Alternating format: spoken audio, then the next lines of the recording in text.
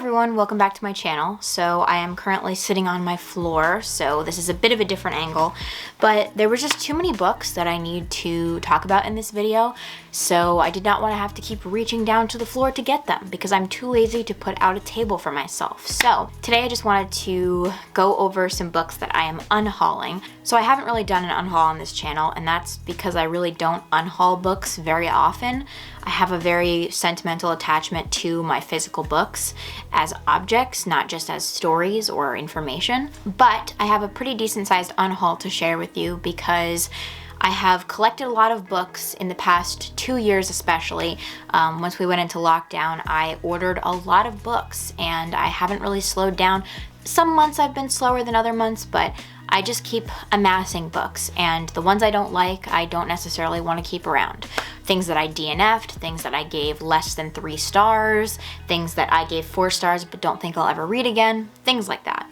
So without further ado, let's get into the book unhaul.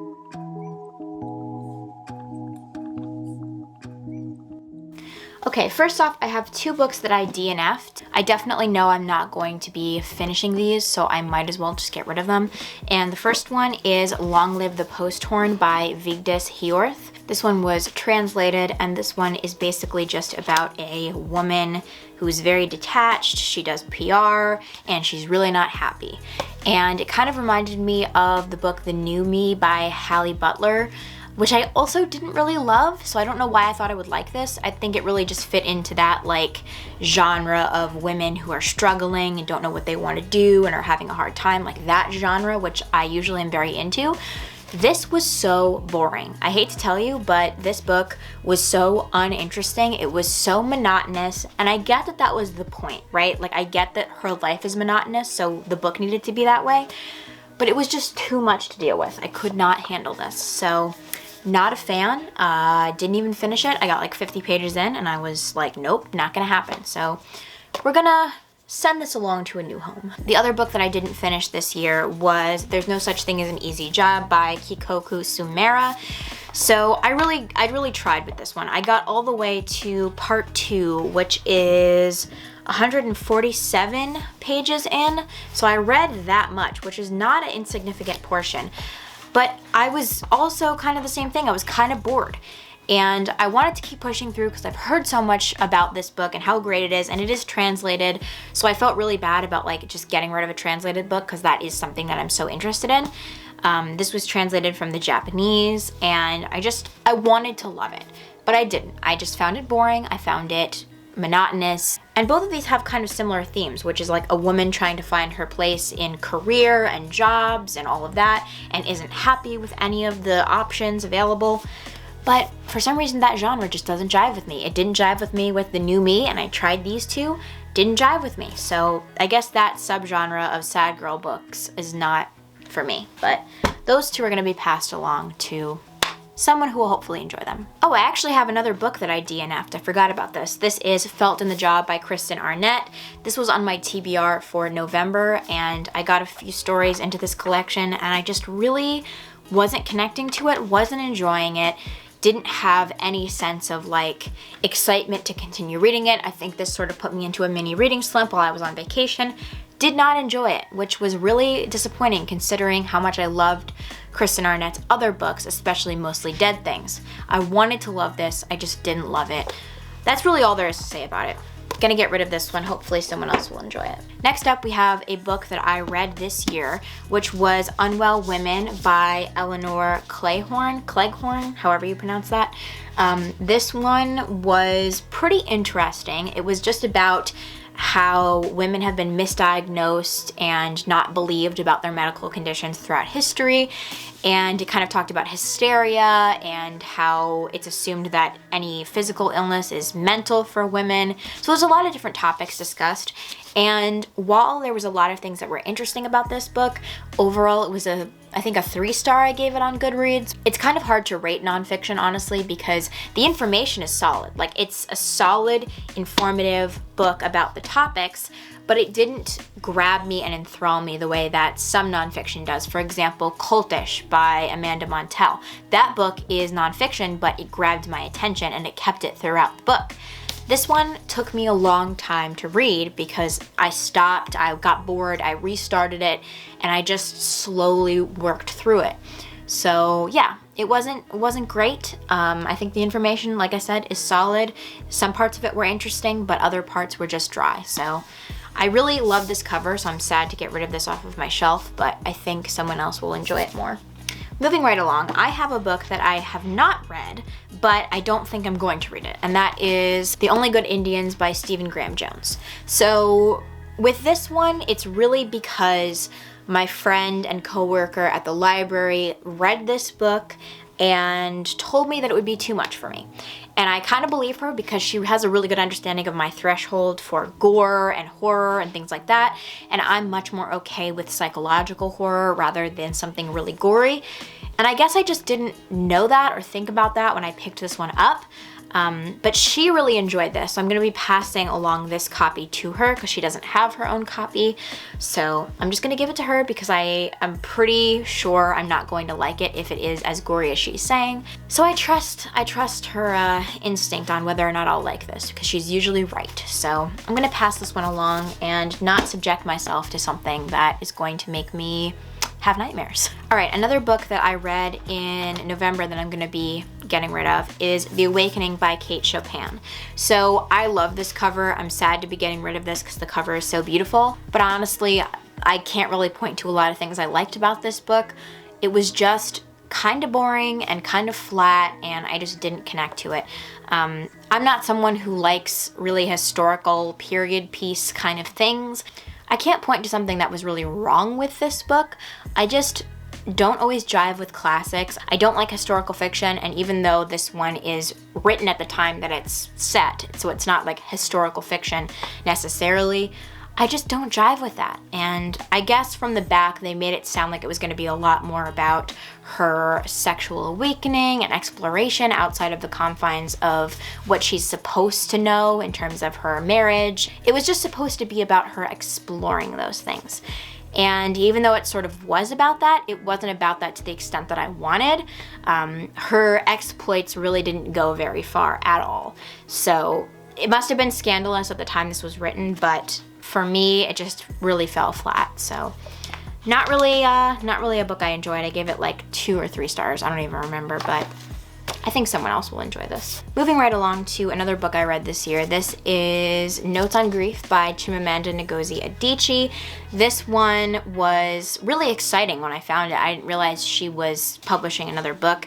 It's another sort of short form essay about her father's death in 2020. So I have physical copies of Adichie's other 2 published essays, and I really like those. But those 2 essays are specifically about feminism and how to raise a child in a feminist way. So those are really interesting to me, but this one was just about grief and her father's death and how she felt about that. It's not something I was interested in. I wanted to pick it up because I really like a lot of Adichie's other stuff, but I just did not get along with this one. There was nothing objectively wrong about it. Just wasn't something I was interested in. Moving along, we have another book that I'll be gifting to my coworker, and that is Luster by Raven Leilani. So when I read this, I did enjoy it, but it's something that I don't think I'm ever gonna read again because it wasn't like a 5-star. I gave it like a 3 or a 4-star. There were parts of it I really liked, and there are parts of it that I was kind of like, meh, not loving this. I'm glad I read it. It was interesting, but it's not a novel that I think I'll revisit, so I would rather pass it along to someone who really, really loved it and connected with it than keep it on my shelf and never read it again. So that's pretty much it with this one. No like big complaints, but just not something I'm gonna read again. Sort of the same thing here with Writers and Lovers by Lily King. I gave this one 4 stars, but a lot of it was centered around a romantic relationship or sort of a love triangle that was happening. A lot of it was about the character being a writer and kind of dealing with grief. So those parts were interesting, but the focus on the love triangle dynamic and her trying to find love, that's really not a topic that I am super interested in. So it was interesting to read this book once, but I just don't see myself revisiting it. So I'm just going to pass it along. All right, next up, we have a short story collection that I gave like 3 stars, I believe, and that is Animal Wife by Laura Ehrlich. So there were some stories in here that I did enjoy, others that I didn't enjoy, but it just wasn't good enough for me to want to keep, unfortunately, because this cover is amazing. I love this cover so much. It wasn't overall memorable. I can barely remember any of the stories in this collection, and I don't see myself revisiting this collection at all, so I'm just going to pass it along. Next up, we have a book that I really vacillated on getting rid of for a while, and that is The Need by Helen Phillips. So this one definitely served a purpose. I used it for writing projects. I enjoyed it for the most part when I read it, but I really didn't like the writing style. I thought the writing was kind of strange and clunky, and I just didn't jive with the writing style.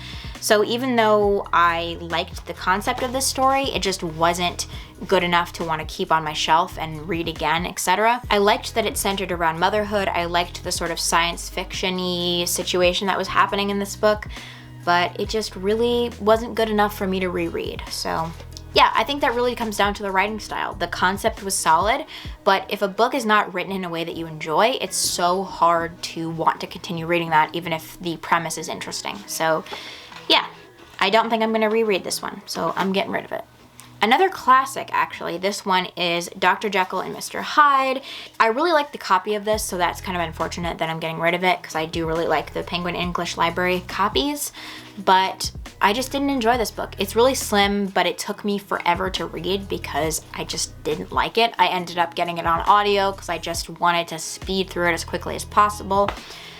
Just wasn't interesting. I know how much Dr. Jekyll and Mr. Hyde is played up in the media, and it seems like something that's so like dramatic and huge, but when you read the book, it's nowhere near as dramatic and crazy as you expect it to be. And I think because the media has sensationalized the story so much, it just was really hard to connect to it when I realized that it wasn't going to be this whole big situation that I expected it to be. So I'm kind of letting y'all know that classics aren't really my thing.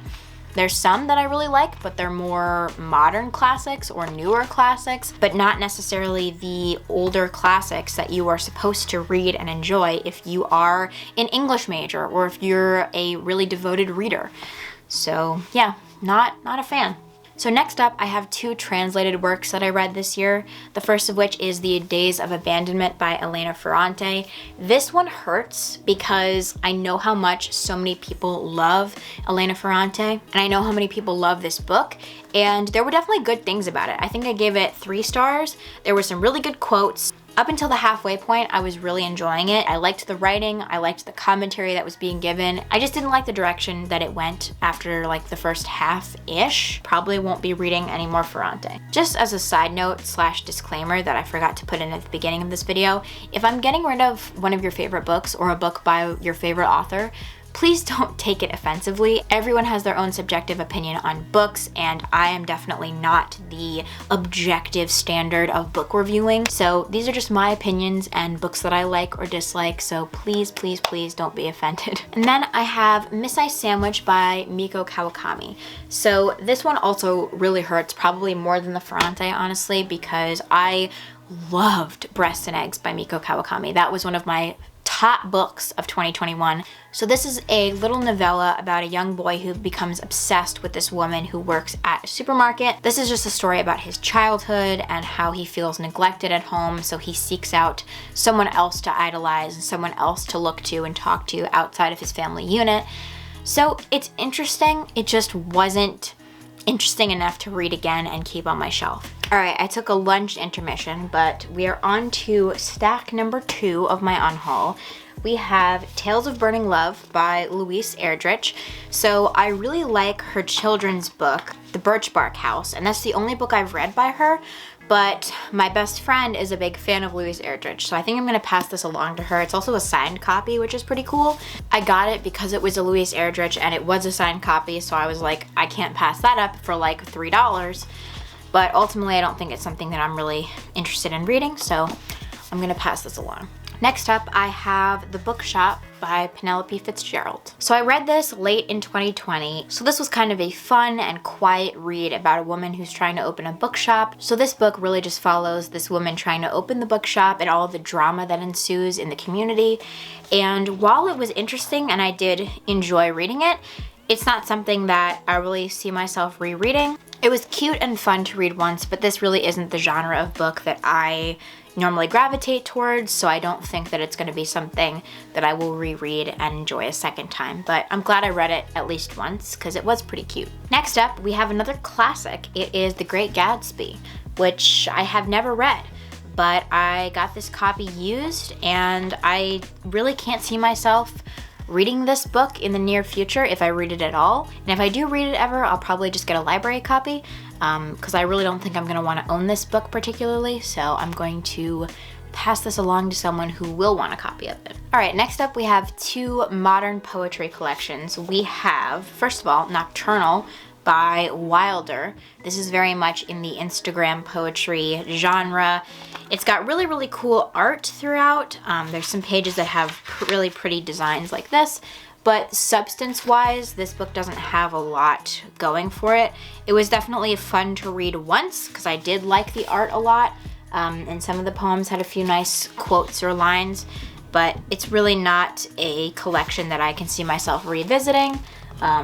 And the art is not enough to keep it around, in my opinion, because if you really don't like the contents of the book that much, what's the point of keeping it? I say that as I cover buy things and keep books just based on how beautiful their covers are. But in this instance, we're getting rid of that one. And I'm also unhauling The Sun and Her Flowers by Ruby Kaur. I do have Milk and Honey, which I'm keeping, and a better copy of The Sun and Her Flowers that my mom got me. It was a hardcover, like special edition copy. So I'm getting rid of this copy because this is just the regular paperback edition. And I already have the other ones, so I don't need two copies of The Sun and Her Flowers. Next up, we have Stiff by Mary Roach, which is a book about corpses and what donating your body to science looks like. So it was very interesting, but I ended up audiobooking this because sometimes with nonfiction, it can be very dry to read a physical book and to be kind of looking at like information about the studies, and there's a bunch of footnotes and things that just kind of get dry and boring to read when you're trying to read it physically. So I did enjoy the audiobook for this. If I do want to ever revisit this book, I think I will probably listen to it again because I did like the audiobook a lot. So yeah, don't need to keep this on my shelf. The cover is kind of a lot. I do like the spine, but yeah, gonna pass this along. All right, next up we have The Secret Life of Bees by Sue Monk Kidd. I don't remember if I've even read this one, honestly. But it doesn't sound like something that I am super interested in. I know that a lot of people love this book, which is why I want to pass it along, because I know someone will be really excited to find this in a used bookstore or in a little library, because that's the other option for when I unhaul books. I put them in little libraries. So I think someone will be really excited to get this one. But it's a book that I think I got for free somewhere and just don't see myself reading. It hasn't even been on my shelf. It's been sitting in a bin in my basement for a while, so obviously I have no interest in reading it. So I'd rather just pass it along to someone who will be excited about it. And the same kind of thing goes for Their Eyes Were Watching God by Zora Neale Hurston. So this one is a book that I might read eventually, but again, it's been on my shelf for a long time. I got it for either for free or for like $2 at a used bookstore, I don't remember. But yeah, it's a book that I kind of wanted to read at the time and thought I would read and then just didn't get around to it. And as more time goes by, the less I'm interested in it, honestly. Someone else will probably enjoy it more than I will. And it's in pretty good condition, so hopefully someone will be very excited to get that. So next up, I have A Man Called Uwe by Friedrich Bachmann. So I did actually enjoy this book. I thought it was pretty fun and sweet, but I gave it between a 3 and a 4 star, I believe. I think I gave it 4 stars. This is just an instance of a book that I gave 4 stars and thought was sweet, but I don't think I'm gonna return to this at all. Probably partially because it is really sweet. I don't read sweet books very often, so when I do, it's kind of a one and done deal. Yeah, I enjoyed this book. I enjoyed watching the movie and comparing the two, but it's not something I think I'll come back to. So, and it's a pristine, beautiful copy, so someone will be very excited to see this in a used bookstore. Oh my gosh, I found another book I DNF'd in this stack. This one is McGlue by Ottessa Moshfegh. So I like a few of Ottessa Moshfegh's other books. I have Eileen, Homesick for Another World, and My Year of Rest and Relaxation, all of which I like a lot. We're not going to talk about Death in Her Hands. I'm going to pretend that doesn't exist. But I also just really didn't jive with McGlue. I think what I love about Moshfegh's other novels is that her main characters are women and they are unlikable women. And that is a genre of book that I really adore. And this one was about a man who was a pirate. Not a fan of pirates, not a fan of the language that was being used and the way it was written, not a fan of the fact that it was set in 1851. Again, I don't like books that are historical fiction. So yeah, was not a fan of this. I only got like a couple of pages in. I was like, you know what? I already know this isn't gonna be for me. I'm not even gonna try to push through because this sucks. Definitely getting rid of this one. So moving right along to another book that I got for free and don't think I'm gonna read. It is Saving Max by Antoinette Van Houten. So this one was a kind of freebie at work. It came in and I was like, that sounds somewhat interesting and we're not gonna put it in circulation, so why don't I just take it home? It's about a young boy who may or may not have committed a crime, and the attorney who's working with him is trying to figure out whether he did and how to approach the case. So yeah, I mean, it sounds interesting. It sounds, you know, kind of thrilling and something I might like, but I just don't see myself reading this anytime soon. And it's been, again, sitting in my basement, so I just don't see myself picking this up with all the other things I have to read on my actual regular shelves.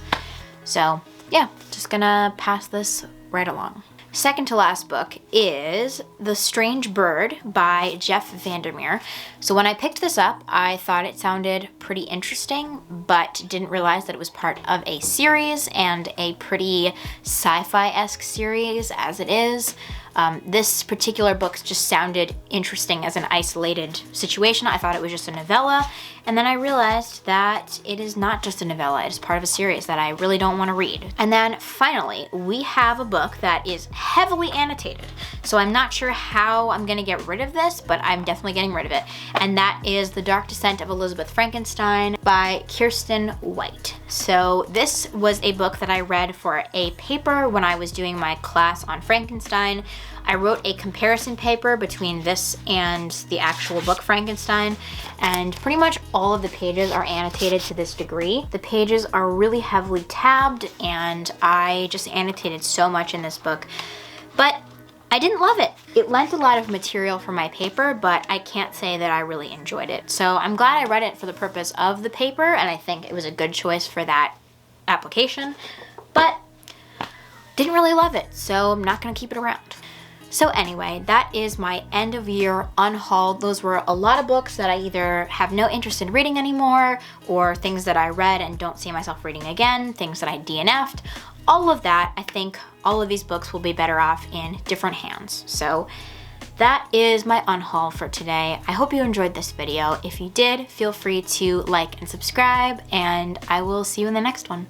Bye.